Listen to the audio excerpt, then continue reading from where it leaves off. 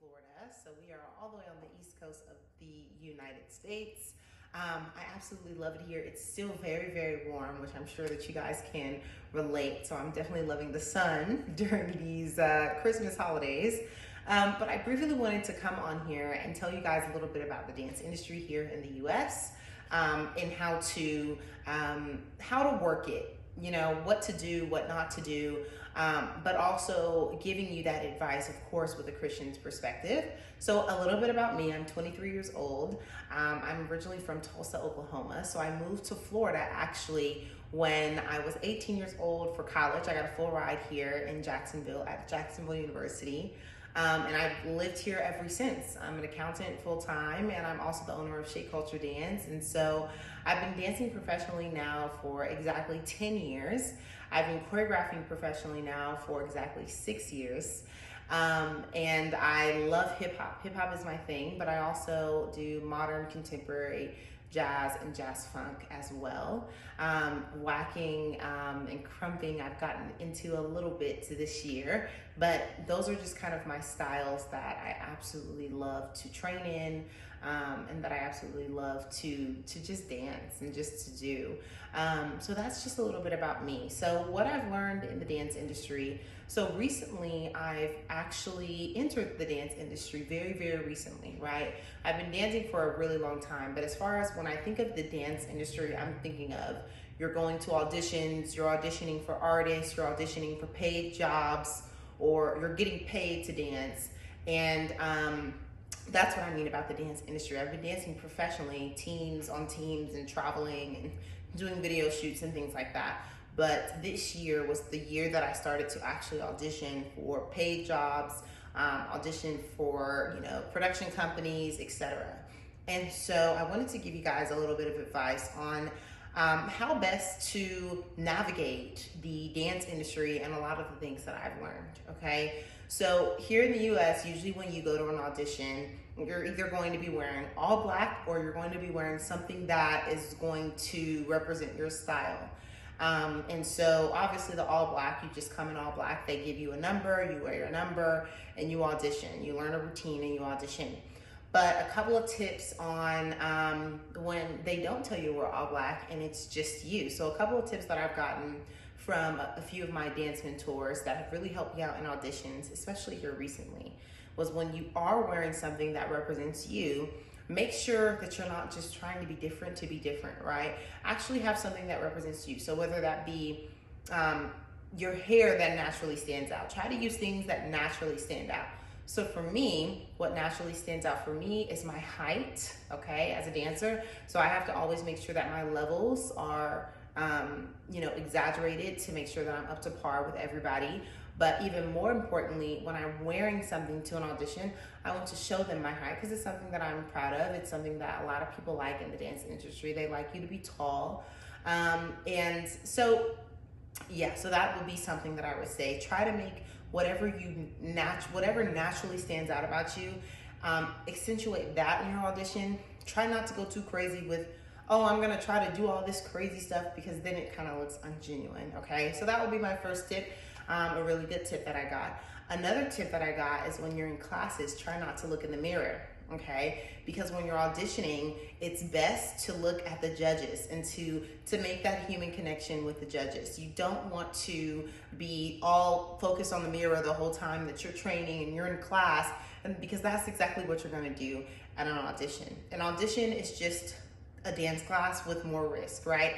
You're still learning a routine, you're still in a studio, you still have mirrors, you still have people watching you that aren't a part of the class, but it's just a bigger risk. You're in there for a reason besides just training, right? You're in there to get a job. So just remind yourself of that when you're in class. However you want to present yourself in an audition, try to present yourself that way in class. Not only will this help you be more prepared in an audition, but it'll help you actually network, right? Because people watch, right? We're dancers, so we're very observant, we're artists, we're creatives. And so when people like how you present yourself, they're drawn to you, or you know, maybe that could be a ministry moment. You just never know. So however you would present yourself in an audition, present yourself that way in class as well. That would be my biggest and greatest tip number 2. Number 3, okay? So we're all Christian here. We all are believers in Christ. I believe in dancing for Christ. Here's the biggest tip that I could give you, right?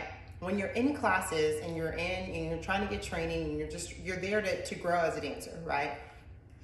Of course, you're there to represent God as well, but you're there to grow as a dancer. And so when you don't have control of the music or you don't have control of the choreography being taught, most times when you're in a class, right, you can't tell the choreographer, like, I'm uncomfortable with this, da da da da, or this music is, make sure, right, if you ever experience something like that, simply don't go back to that class, or maybe not take from that choreographer. Or something that I've done, right, is if a move, I'm comfortable with a certain move, I make it my own that is honoring God, is honoring my body, right, which is a temple. But it also makes me stand out in auditions because I'm not doing those sexual movements. I am changing the choreography, but it's helped me stand out in class and in auditions. And it allows me to still present my body in a way that is pleasing and honoring to the Lord, okay? So we are creative. So don't feel bad for being creative within your own boundaries, right? And actually, there's more creativity I've learned over the years, actually, of doing this. There's more creativity when you're not dancing sexually, okay?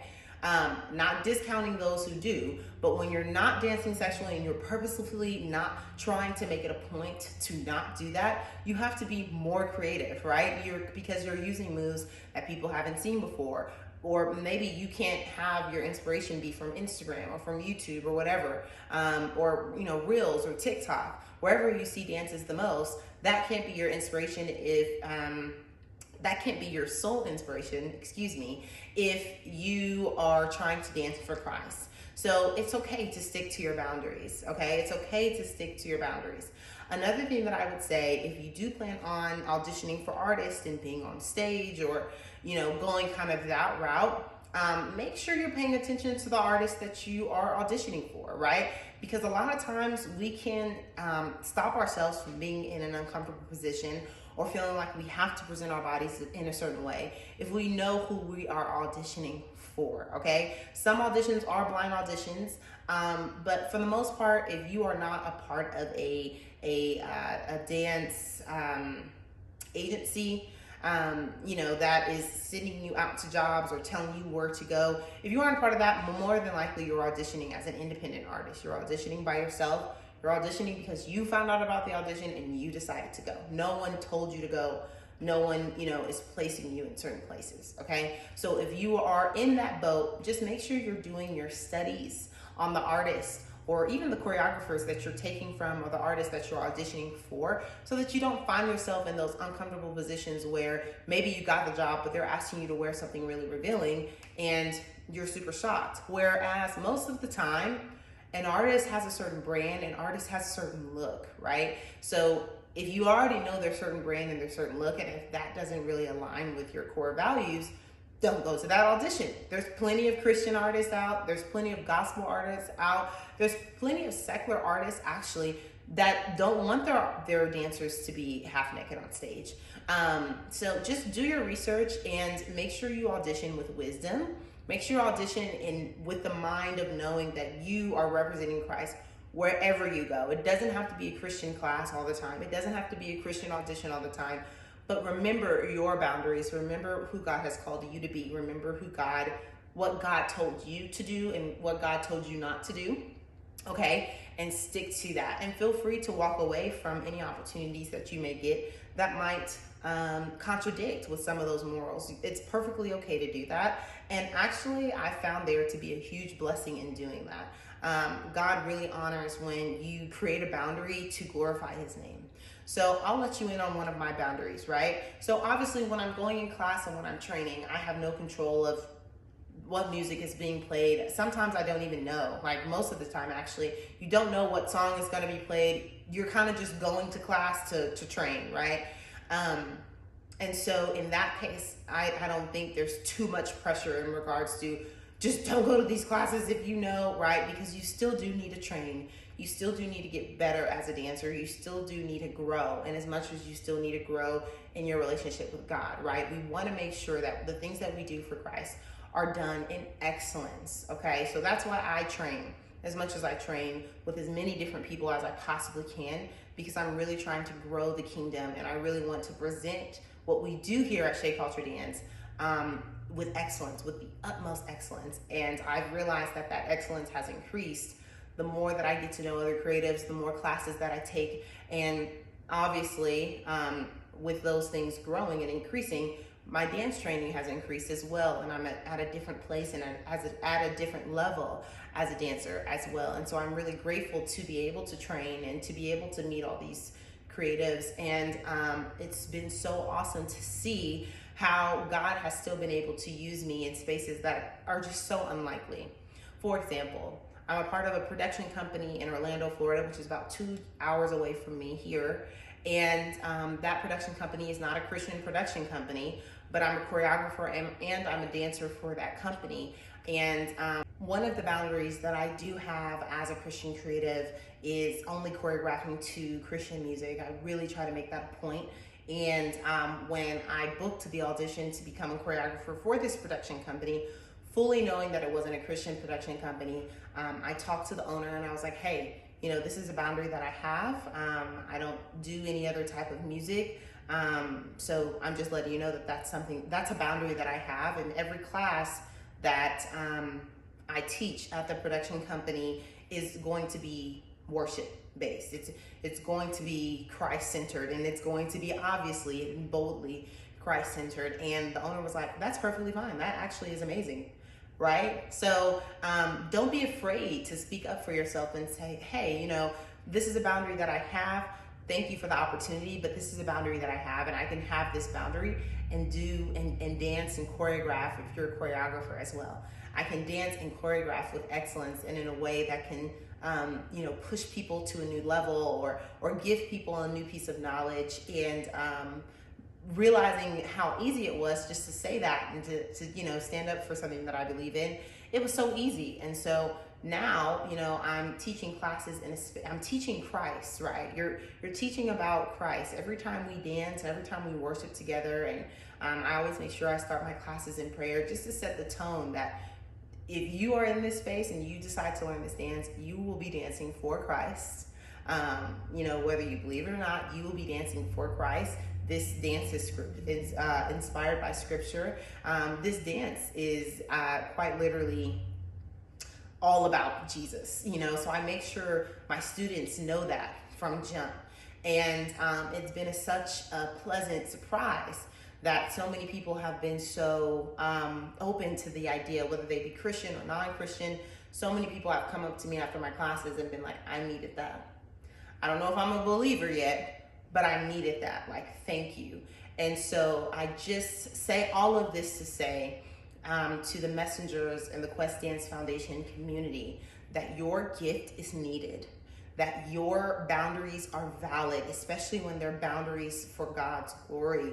If they're boundaries for God's glory and for your life to literally be a reflection of worship to Christ, He honors that. God honors that. So obviously the dance industry here in the United States is very secular, but I just wanted to give you guys a couple of tips and a little bit of insight in how it works, a couple of tips that I've learned in the industry that have really helped me book auditions, and a perspective that you should have when you are in a secular industry, but you're trying to do something new in that industry for Christ. It's something that hasn't been done before on a grand scale. It's something that is very brand new. Not everyone is going to get it. Not everyone is going to support it.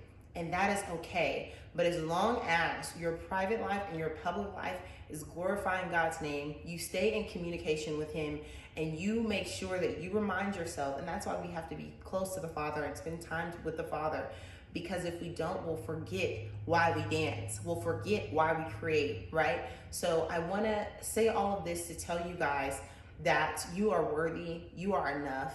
And if you are a dancer, God created you that way. And you can dance for Christ. And you can still train. And you can minister to people outside of the church, outside of the likely places that most people would think, oh, this is where Christians are. God is doing a new thing, let me tell you.